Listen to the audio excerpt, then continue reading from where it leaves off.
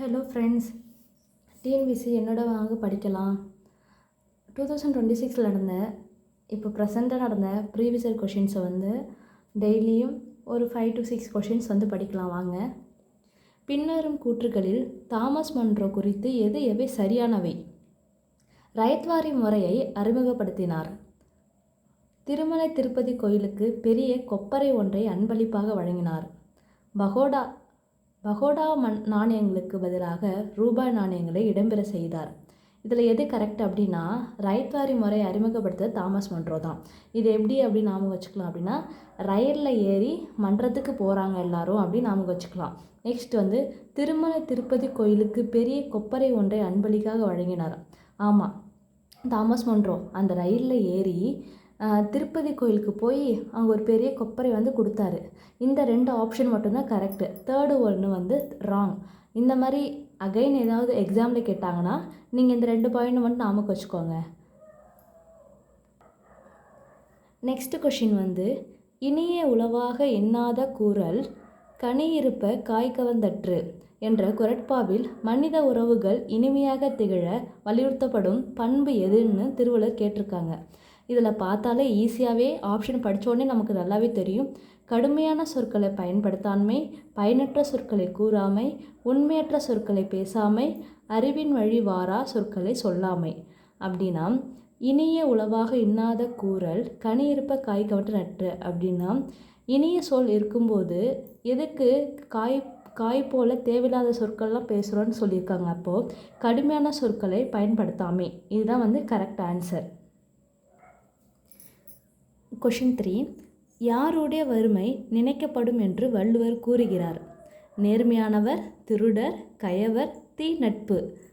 அப்படின்னா எனக்கு ஆப்ஷன் ஏன்னு தோணுது. நீங்கள் என்ன நினைக்கிறீங்கன்னு எனக்கு கமெண்ட் செக்ஷனில் சொல்லுங்கள். நெக்ஸ்ட் ஒன், சரியாக பொருந்து உள்ளவற்றை தேர்வு செய்வர். கரெக்ட் மேட்சை கண்டுபிடிக்க சொல்லியிருக்காங்க. சேர அரசர் வஞ்சி தொண்டி, சோழ அரசர் மதுரை கொர்க்கை, பாண்டிய அரசர் உறையூர் பூம்புகார், அசோக மன்னன் சம்பா கல்வெட்டு.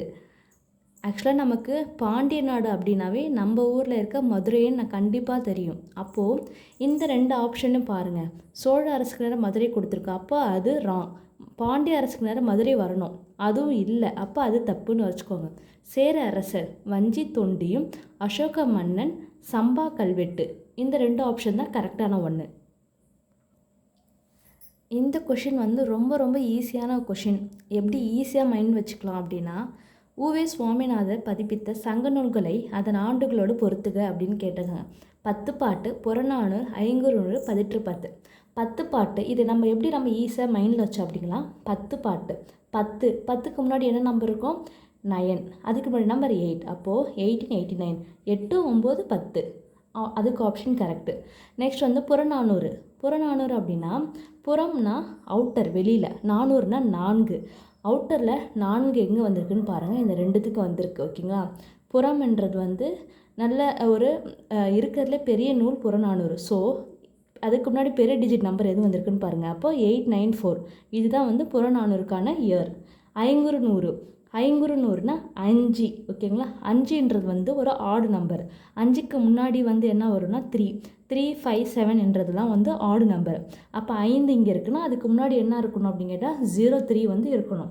அது ஐங்குறுநூறோட ஏற்றப்பட்ட நூல் ஆண்டு. 18 பேலன்ஸ் ஒன்றே தான் இருக்குது. இதே நம்ம எப்படி ஞாபகம் வச்சுக்கலாம் அப்படின்னா, 18 பதிற்று 4 வார்த்தை வருதுங்களா, அந்த 4 வார்த்தையை 04 ஞாபகம் வச்சுக்கோங்க. 1904. ஓகேங்களா? நெக்ஸ்ட்டு இந்த கொஷினை எப்படி சப்போஸ் கேட்டாங்க அப்படின்னா இது எப்படி நம்ம கண்டுபிடிக்கலாம் அப்படின்னு கேட்டால், கிமு 6ஆம் நூற்றாண்டில் மக்கள் எழுத்தறிவு பெற்றவர்களாக விளங்கினார். காரணம் என்னன்னு கேட்டிருக்காங்க. கீழடியில் கிடைத்த பானையில் தமிழ் எழுத்துக்கள் பொறிக்கப்பட்டுள்ளன. கீழடியில் கிடைத்த பெரும்பாலான பானைகளில் பானை உளிர்ந்த பின்னர் எழுத்துக்கள் பொறிக்கப்பட்டுள்ளன. கீழடியில் கிடைத்த கருப்பு சிவப்பு நிற பானைகளில் கடவுள் உருவம் பொறிக்கப்பட்டிருந்தன. பானையில் எழுதப்பட்ட எழுத்துக்கள் ஒரே எழுத்தமையில் இருந்தன. இதில் ஆப்ஷன் வைஸ் பார்க்க போனால் ஃபஸ்ட்டு ஒன், செகண்ட் ஒன் நமக்கு சரின்னு கொடுத்துருக்காங்க. தேர்டு, ஃபோர்டும் சரின்னு கொடுத்துருக்காங்க.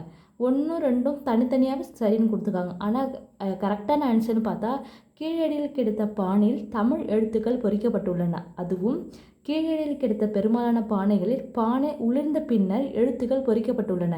இந்த 2 ஆப்ஷன் தான் கரெக்ட். 1 மற்றும் 2 சரியாகும். இந்த கொஷின் வந்து ரொம்ப இன்ட்ரெஸ்டிங்கான கொஷின். நம்ம கண்டிப்பாக தெரிஞ்சுக்க வேண்டிய கொஷின். கீழ்கண்ட கூற்றுக்களை ஆராய்ந்து சரியான கூற்றுக்களை தேர்ந்தெடுக. பேரறிஞர் அண்ணா ஆட்சியில் தமிழ் மொழிக்கு முன்னுரிமை அளிக்கப்பட்டது. தமிழை பல்வேறு துறைகளில் இணைக்க அவர் பல நடவடிக்கைகளை மேற்கொண்டார். இதை வந்து வேறு மாதிரியும் கேட்பாங்க. யாரோட ஆட்சியில் தமிழ் மொழிக்கு முன்னுரிமை அளிக்கப்பட்டுச்சுன்னு கேட்க வாய்ப்பு உண்டு. நெக்ஸ்ட் வந்து சத்தியமேவ ஜெயதே என்ற சொற்கள் அரசு இலச்சினையில் இருந்து நீக்கப்பட்டு வாய்மையை வெல்லும் என்னும் தமிழ் சொற்கள் சேர்க்கப்பட்டன. செயின்ட் ஜார்ஜ் கோட்டையில் முதல் முறையாக தமிழக அரசு தலைமை செயலகம் என்ற பெயர் பலகை திறக்கப்பட்டது. தமிழக அரசு பேருந்துகளில் திருக்குறள் வசனங்கள் எழுதி வைக்க நடவடிக்கை எடுக்கப்பட்டது. இதில் வந்து நம்ம 3 கொஷின் கரெக்டாக இல்லை எது தப்புன்னு பார்க்க வேணும். யாரோட ஆட்சி காலத்தில் வந்து வாய்மை வெல்லும் வாசகம் வந்து எழுதப்பட்டதுன்னு கேட்கலாம். நெக்ஸ்ட் வந்து ஜார்ஜ் கோட்டையில் முதலாக தமிழக அரசு தலைமை செயலகம் எப்போ சேஞ்ச் ஆச்சுன்னு சொல்லி கேட்கலாம். தமிழக அரசோட பேருந்தில் திருக்குறளை வசனங்களை எழுத கொண்டு வந்த நடவடிக்கை கொண்டு வந்தது யாருன்னு சொல்லி கேட்கலாம். இது எல்லாத்துக்கும் ஒரே ஆன்சர் பேரறிஞர் அண்ணா. ஆல் ஆப்ஷனுமே கரெக்டான ஒன்று தான். நெக்ஸ்ட் ஒன், பின்வரும் அறிக்கைகளை கவனியுங்கள். கூற்று: லோக்மானிய திலகர் சுயராஜ் இயக்கத்தை தன்னாட்சி இயக்கம் என மறு உருவம் கொடுத்து மாற்றி அமைத்தார். காரணம், சுயராஜ் என்ற சொல் ஆங்கிலேய அரசுக்கு முற்றிலும் விரும்பத்தகாத சொல்லாக இருந்தது. மேலும் இது ஒரு துரோக சொல்லாக கருதினர். ஆமாம், ஏ மற்றும் ரீசன் இரண்டும் சரியானவை மற்றும் ரீசன் என்பது ஏக்கு சரியான விளக்கமாகும். நெக்ஸ்ட் வந்து இந்த சுயராஜ் என்ற வேர்டை வந்து இன்ட்ரடியூஸ் பண்ணதும் லோகமானிய திலகர் தான். இது வந்து நிறைய ஓல்டு கொஷினில் நிறைய ரிப்பீட்டடான கொஷின். இது வந்து ரொம்ப ஈஸியாகவே ஆன்சர் பண்ணலாம்.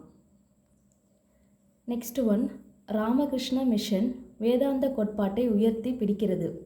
ராமகிருஷ்ண மிஷனை வந்து ஸ்டார்ட் பண்ணது வந்து யாருன்னு கேட்டால் விவேகானந்தர். இந்தியாவின் பண்டைய கலாச்சாரத்தை பாதுகாக்கிறது. மனிதனில் உள்ளார்ந்த மிக உயர்ந்த ஆன்மீகத்தை வளர்க்கிறது. இந்து மதத்தின் உண்மையை மட்டுமே நம்ப வேண்டும் என கூறுகிறது. இந்த ராமகிருஷ்ண மிஷன் ஆரம்பித்தது வந்து எதுக்கு அப்படின்னா, ஓல்டு பீப்புளுக்கு வந்து ஹெல்ப் பண்ணுறதுக்கு, நிறைய இறக்கமான செயல்களை வந்து செய்யறதுக்காக ஆரம்பித்தது. யங்ஸ்டர்ஸ் வச்சு ஆரம்பித்தாங்க. இந்தியாவின் பண்டைய கலாச்சாரத்தை பாதுகாக்கிறது. S, correct. மனிதனில் உள்ளார்ந்த மிக உயர்ந்த ஆன்மீகத்தை வளர்க்கிறது. S, correct. 1 and 2 மட்டும் கரெக்டு. நெக்ஸ்ட் ஒன் வந்து, கீழ்கான் குடியேற்றங்கள் தலைமையிடங்களில் சரியான இணைகளை தெரிக அப்படின்னு கேட்டிருக்காங்க.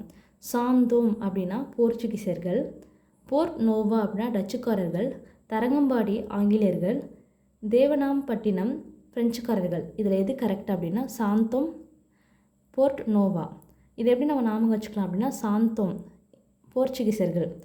இப்போ யாராவது சைலண்ட்டாக இருக்காங்க அப்படின்னா அவங்க ஏதோ கோவத்தில் இருக்காங்கன்னு அர்த்தம். அப்போ வந்து நம்ம எதுவும் பேசக்கூடாது. அப்போ சைலண்ட்டாக நம்ம போயிடணும். அப்போது சாந்தோம் போர்ச்சுகீசியர்கள் போயிடணும். போர்ட் நோவா, நோனா அதை நம்ம நோ அப்படின்னாவே அந்த பொருளை வந்து நம்ம டச் பண்ணக்கூடாது. அப்போ டச்சுக்காரர்கள். போர்ட் நோவா அப்படின்னா டச்சுக்காரர்கள். நெக்ஸ்ட் ஒன்று வந்து, பின் வருநூற்றில் எது தவறாக இணைக்கப்பட்டுள்ளது. தவறாக அப்படின்னா, நமக்கு நாமே திட்டம், பயணிகள் நெடற்குடைகள், தோழி மாதாந்திர உதவித்தொகை ₹1000, நம்ம ஊர் சூப்பர், அங்கன்வாடி மையங்கள், புதுமை பெண் திட்டம், பெண்களுக்கான விடுதி திட்டம். இதில் எதெல்லாம் கரெக்டுன்னு பார்ப்போமா? ஃபஸ்ட்டு நமக்கு நாமே திட்டம். நமக்கு நாமே திட்டம்னா பயணிகள் நெடற்குடைகள். இதை நம்ம எப்படி ஞாபகம் வச்சுக்கலாம் அப்படின்னு கேட்டால், நம்மளே வந்து கொடை பிடிச்சிக்கணும். நமக்கு நாமே திட்டம் வந்து இருக்குன்னா பயணிகள் நெடற்குடைகள்.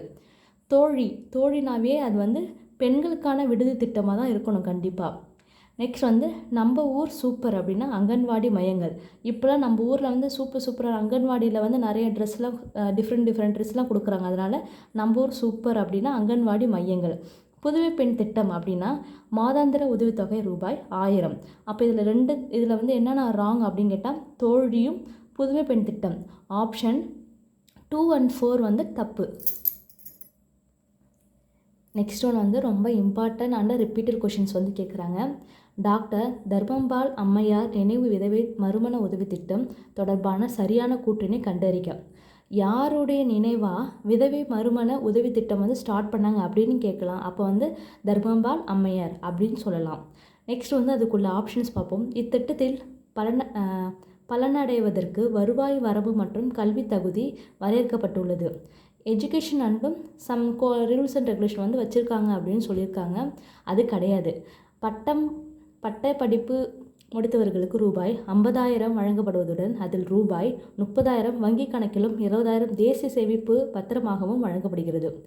எஸ், 50,000 கொடுக்குறாங்க. அதில் 30,000 வந்து பேங்க்லேயும் 20,000 வந்துட்டு செக்காகவும் கொடுக்குறாங்க. இவ்வாறு பட்டப்படிப்பு முடித்தவர்களுக்கு 8 கிராம் ப்ளஸ் 22 கேரட் தங்க நாணயம் வழங்கப்படுகிறது. எஸ், அப்போ ஆப்ஷன் 2 and 3 வந்து கரெக்டான ஒன்று. நெக்ஸ்ட் ஒன்று, இது ரொம்ப ஈஸியாக வந்து மைண்டில் வச்சுக்கலாம். இதை நான் படித்து ஞாபகம் வச்சுருக்கேன்னு உங்களுக்கு சொல்கிறேன். தமிழ்நாடு மாநில பொதுத்துறை நிறுவனங்கள் நிறுவப்பட்ட ஆண்டுடன் சரியாக பொருத்தவும். ஓகேவா? தமிழ்நாடு தொழில் முதலீட்டு கழகம் தமிழ்நாட்டில் வந்து எப்போ ஃபஸ்ட்டு வந்து தொழிலை வந்து இன்வெஸ்ட் பண்ண ஆரம்பித்தாங்க அப்படின்னு கேட்டால், நமக்கு சுதந்திரம் கிடைச்சது 1947. ஓகேங்களா? அதுக்கப்புறம் 2 வருஷம் கழித்து தான் நமக்கு இன்வெஸ்ட் பண்ண ஆரம்பித்தாங்க. அப்போ 1949 தான் இன்வெஸ்ட் பண்ண ஆரம்பித்தாங்க. ஓகேங்களா? தமிழ்நாடு நுகர்பொருள் வாணிப கழகம். நுகர்பொருள் அப்படின்னா சப்ளைஸ்ன்றது வந்து 2 பேத்துக்கு நடுவில் இருக்கணும். எக்ஸ்போர்ட் இம்போர்ட்ன்ற மாதிரி வாங்குறவங்க கொடுக்குறவங்க அப்படி இருக்கணுமா? அப்போ 2 பேத்துக்கு நடுவில் 2. நெக்ஸ்ட் வந்து நுகர்பொருள் சப்ளைஸ்ன்றது 7 days, வீக்லி 7 days நடந்தால் மட்டும்தான் வந்து நல்ல இன்கம் வரும். அப்போது 1972 2 பேத்துக்கு நடுவில் 2, 7 நாள் நடக்கணும். அப்போ 7. 1972 தமிழ்நாடு தொழில் வளர்ச்சி கழகம். தமிழ்நாட்டில் எந்த தொழில் வந்து நல்ல வளர்ச்சி அடைஞ்சிருக்கு அப்படின்னா 1965. இது எப்படி ஞாபகம் வச்சுக்கலாம் அப்படின்னா, நல்ல வளர்ச்சி அடைஞ்ச தொழில் வந்து ஆரஞ்சு விற்கிறது, ஃப்ரூட்ஸ் விற்கிறது. ஆரஞ்சு ஓகே, வளர்ச்சி வந்து ஆரஞ்சு. தமிழ்நாடு மாநில தொழில் மேம்பாட்டு கழகம். ஓகேங்களா? தமிழ்நாடு மாநில தொழில். தமிழ்நாடு என்ற ஸ்டேட்டில் மாநில தொழில் எப்படி இருக்கணும் அப்படின்னு கேட்டால் ஃபஸ்ட்டு ப்ளேஸில் இருக்கணும். எப்படி ஃபஸ்ட் ப்ளேஸில் இருக்கணும் அப்படின்னா, அதோட 7 டேஸும் ப்ராஃபிட் வந்து இன்க்ரீஸ் ஆகிட்டே இருக்கணும். 7 டேஸும் அது நடந்துக்கிட்டே இருக்கணும். அப்போ 1971. ஓகேங்களா? கீழ்கண்ட வாக்கியங்களில் சரியான விடையை தேர்ந்தெடுக்க. கஸ்தூரிபா காந்தி பெண் குழந்தைகள் கல்வி நிலையங்கள் சென்னை மற்றும் தூத்துக்குடியில் அமைந்துள்ளன. எமீஸ் என்பது தமிழக அரசு ஊழியர்களின் குறைத்திருக்கும் இணையதளமாகும். முதலமைச்சரின் ஊட்டச்சத்து மிக்க காய்கறிகள் தோட்ட திட்டமானது இல்லத்தரசிகளை நோக்கமாக கொண்டு உருவாக்கப்பட்டதால் ஊட்டச்சத்து மிக்க காய்கறிகள் தோட்ட திட்டமானது நகர்ப்புற பகுதிகளுக்கானது மட்டுமாகும். எஸ், ஆப்ஷன் 3 and 4 மட்டுமே கரெக்டு. கூற்று ஏ. தாசில்தார் என்ற சொல் முகாலயர் பயன்படுத்திய தாசில் என்னும் சொல்லினடியாக உருவானது. அதாவது வருவாய் ஈட்டும் பகுதி என பொருள்படும். காரணம், தாலுகாக்கள்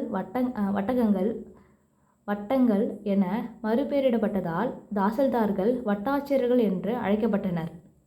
ஓகேங்களா? இப்போ இதுக்கு வந்து எப்படி நம்ம சூஸ் பண்ணுறது அப்படின்னா, தாசில்தார் வந்து முகாலயர் பயன்படுத்த தாசில் சொல்லிருந்து தான் வந்துச்சு. எஸ், கூற்று வந்து கரெக்டு. காரணமும் கரெக்டு. ஆனால் அங்கே வந்து தாசில்தார்களை பற்றி சொல்கிறாங்க, இங்கே வந்து அந்த தாலுகாக்கள் வட்டகங்களை பற்றி சொல்கிறாங்க.